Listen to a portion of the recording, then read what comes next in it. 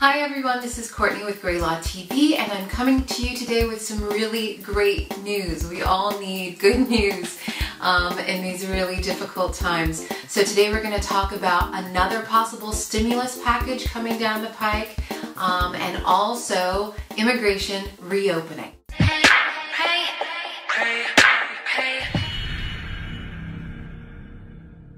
So first, let's talk about the stimulus package. Congress is currently debating a new stimulus package. This package would give $2,000 to adults, and then it would give an additional $500 per child, and families would max out at $5,500 per family.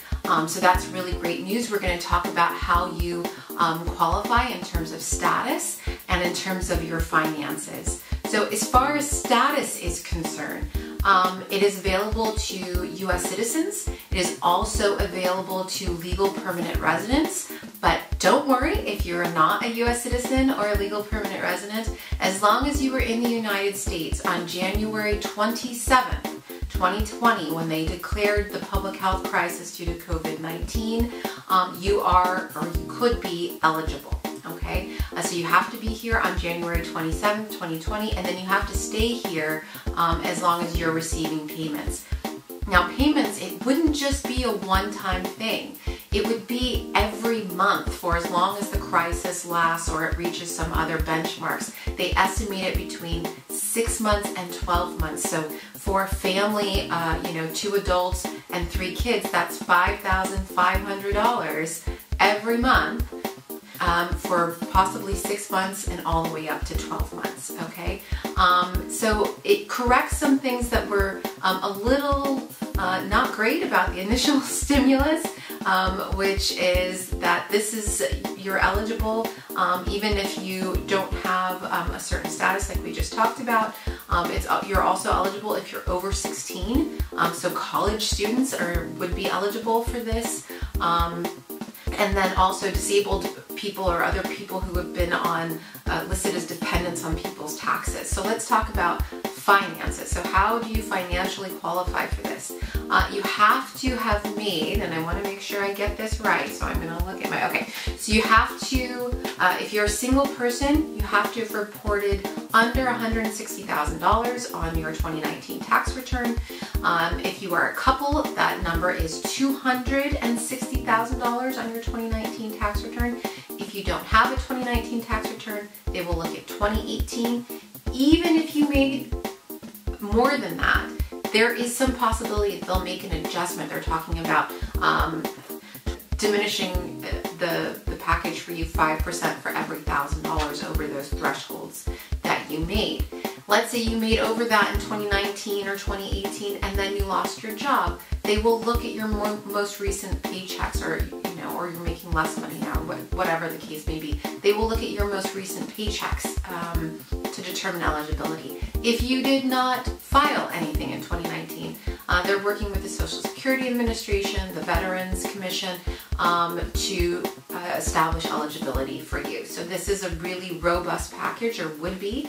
It's called the Emergency for the People Act. They're currently debating it. It hasn't been passed yet, but we will keep you updated because that would be really wonderful for a lot of families who are struggling right now. The other thing is that the consulates and USCIS are scheduled currently to open on June 4th, and USCIS has issued a statement saying they are behaving as if they are opening on June 4th, which means they're going to start to reschedule all those interviews that were canceled for green cards, all the interviews that were canceled for naturalization, all the interviews at the consulate abroad, asylum interviews. Please remember, if you had an InfoPass appointment with USCIS, you have to reschedule that yourself. But they're starting to, move again. And so that is really wonderful. We expect to see a lot of appointments soon. So that's June 4th for everybody who is not impacted by the executive order. And if you haven't watched my video on the executive order, please go watch that to determine whether you are impacted by that or not. If you are impacted by the executive order went into place on April 22nd. It lasts for 60 days. And so that's through June 22nd max, right? So, so it's June 4th for everyone. If you're impacted by the executive order, then it's June 22nd for you, okay? So it really isn't much of a delay if you're on that executive order list, okay?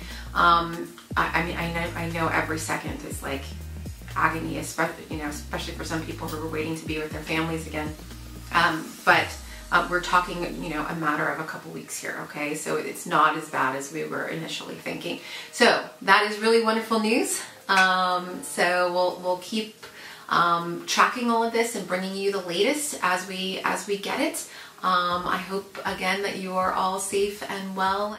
Thank you for watching Great Law TV. Don't forget to like and subscribe, and stay safe, everyone.